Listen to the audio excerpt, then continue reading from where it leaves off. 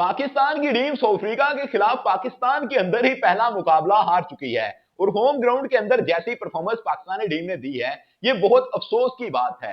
लेकिन यहां पर जिम्मेदार किसको ठहराया जाए? अगर प्लेयर की लिस्ट को चेक करें जिन्होंने खराब परफॉर्मेंस दी तो एक भी प्लेयर मेरे ख्याल से ऐसा नहीं मिलेगा जो कि अच्छी परफॉर्मेंस देकर गया हो, क्योंकि जिस प्लेयर ने एक ने बेहतर परफॉर्म किया उसके ऊपर तो पाकिस्तान क्रिकेट बोर्ड रिलाई ही नहीं करना चाहता, उनको तो पाकिस्तान यूज ही नहीं करना चाहता और कुछ भी करके उनको साइड पर लगाना चाहता है। लेकिन अगर बात करें पाकिस्तानी टीम के कोच की तो मुझे लगता है कि इनके अंदर काफी खराबियां अभी तक मौजूद हैं। पाकिस्तान क्रिकेट बोर्ड के हेड कोच का माइंड अभी तक चीजों को लेकर क्लियर नहीं हुआ है, क्योंकि अगर मैच से पहले कॉन्फ्रेंस की बात करें तो 2 दिन पहले एक प्रेस कॉन्फ्रेंस हुई थी, उसके अंदर जो हमारे हेड कोच है माइक हैसन साहब, उन्होंने कुछ पॉइंट सामने रखे थे। उन्होंने कहा कि 3 पोजीशंस को लेकर अभी भी हमारे पास मसाइल चल रहे हैं। वो मैंने पहले आपको क्लियर किया था कि पाकिस्तानी टीम के ओपनर को लेकर मसला चल रहा है कि ओपन किसने करना है। अगर फखर जमान आते हैं तो फखर जमान ओपन करेंगे, वरना और ओपनर्स हमें देखने पड़ेंगे। उसके बाद अगर बात करें हमें मिडिल ऑर्डर के अंदर, कि मिडिल ऑर्डर के अंदर पाकिस्तान ने विकेट कीपर बैट्समैन के तौर पर किसको खिलाना है। आपने उस्मान खान को टीम के स्क्वाड के अंदर शामिल किया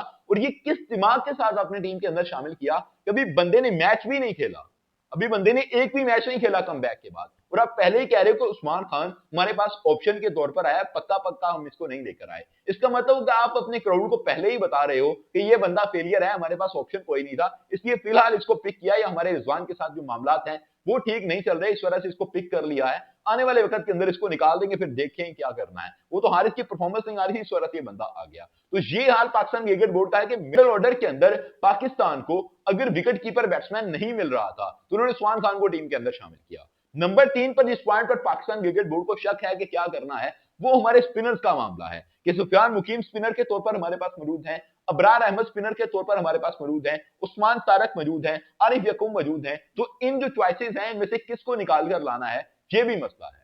लेकिन मैं आपको बताना चाहता हूं कि पाकिस्तान के पास सिर्फ 3 सीरीज है आके। साउथ अफ्रीका वाली सीरीज आपकी समझ लेंगे शुरू हो गई तो गुजर गई, आपने स्क्वाड पहले ही ले लिया और इससे रिजल्ट कोई नहीं निकलने वाला, क्योंकि पहला मैच आपका जितना ज्यादा बुरा हुआ है ना, एक मुकाबला और साउथ अफ्रीका की टीम जीत गई तो आपको कोई रिजल्ट नहीं मिलेगा स्क्वाड से। और उसके बाद आपकी जो सीरीज है ऑस्ट्रेलिया के साथ सीरीज है, फिर आपकी ट्राइनेशनल सीरीज होने वाली है, फिर आपकी जो एक सीरीज है वो श्रीलंका के अंदर सीरीज है, वो ट्रायंगुलर सीरीज हो सकती है, या फिर वो आपको 2 टीमों के दरमियान बायलैटरल सीरीज ही देखने को मिल सकती है।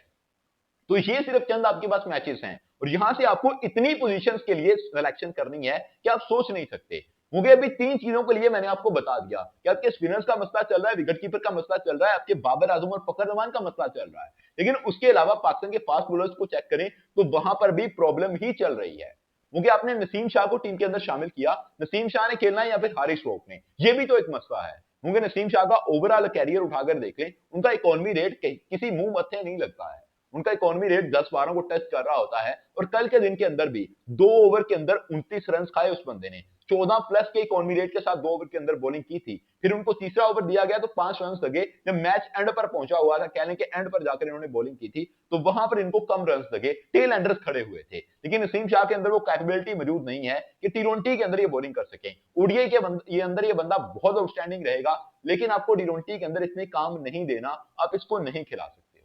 और कोच को लेकर मैं ये बात कर रहा हूं, वो इसलिए भी कोच के माइंडसेट के ऊपर मुझे शक है कि फहीम अशरफ को कल खिलाया गया। फहीम अशरफ कल का मुकाबला खेले, 8वें नंबर तक अगर आपने बैटिंग लेकर जानी है, अगर आपको पता है कि आपकी बैटिंग कमजोर है, यहां पर कुछ भी हो सकता है, आप कोलैप्स कर सकते हो, और आपने फहीम अशरफ से अगर बॉलिंग नहीं करवानी थी, क्योंकि इससे एक्सट्रीम कंडीशन नहीं आ सकती। कल जो पाकिस्तानी टीम के साथ हुआ था, इससे एक्सट्रीम कोई सिचुएशन नहीं हो सकती कि आपको कोई और बॉलर ट्राई करना पड़े। आप उस वक्त कोशिश कर रहे थे कि कोई भी बॉलर आपको ट्राई करना पड़े, अब उसको ट्राई कर लोगे। तो आपने उस सिचुएशन के अंदर भी फहीम अशरफ से बॉलिंग नहीं करवाई। इसका मतलब कि आपको पहले से पता था कि फहीम अशरफ को एज अ बॉलर टीम के अंदर शामिल ही नहीं किया जा रहा, और अगर फहीम अशरफ को नहीं खिलाना था तो फिर आप अब्दुल समद को खिला लेते। आपने क्या किया कि फहीम अशरफ को टीम के अंदर शामिल भी कर लिया और उसे बॉलिंग भी नहीं करवाई। आपको यह लगता है कि अब्दुल समद से बेहतर अगर फहीम अशरफ है तो फिर अब्दुल समद को उसके घर पर बैठे रहना चाहिए था, अब्दुल समद को फिर स्क्वाड के अंदर नहीं आना चाहिए था। आपने उसके ऊपर एहसान कर दिया कि उसको स्क्वाड के अंदर शामिल किया, लेकिन आपने उसको प्लेइंग 11 के अंदर फिर भी नहीं लाया। पाकिस्तान क्रिकेट बोर्ड इन तमाम चीजों के अंदर बहुत झोल खाता हुआ नजर आ रहा है। और फहीम अशरफ के बारे में आपको बता दूं कि नसीम शाह जब रन्स खा रहे थे वहां पर फहीम अशरफ बच सकते थे, क्योंकि वो बंदा बहुत टाइट बॉलिंग करता है। उस बंदे को हमने देखा था कि उसने जिस तरह से अभिषेक शर्मा को आउट किया था, वो बहुत कमाल की चीज थी। उसने जिस तरह शुभमन गिल का पहले विकेट लिया था, वो बहुत आउटस्टैंडिंग चीज थी। तो वो इस तरह से अगर परफॉर्म करता फहीम अशरफ तो चीजें बेहतर हो सकती थी। लेकिन पाकिस्तान क्रिकेट बोर्ड के हेड कोच माइक हैसन के दिमाग के अंदर चीजें ठीक तरह से फीड नहीं हो पा रही हैं, उनको रोल क्लियर नहीं हो पा रहे हैं, और जब तक ये रोल क्लियर नहीं होंगे तब तक चीजें ठीक नहीं होने वाली हैं। मैं माजरत के साथ ये कहना चाहता हूं कि पाकिस्तान क्रिकेट बोर्ड का हेड कोच ठीक तरह से काम नहीं कर पा रहा। अब उसके अंदर कोई इंटरफेरेंस हो रही है या फिर कुछ और मामला चल रहे हैं, ये कोई नहीं जानता, लेकिन फिलहाल मामला इसी तरह से चलते हुए नजर आ रहे हैं।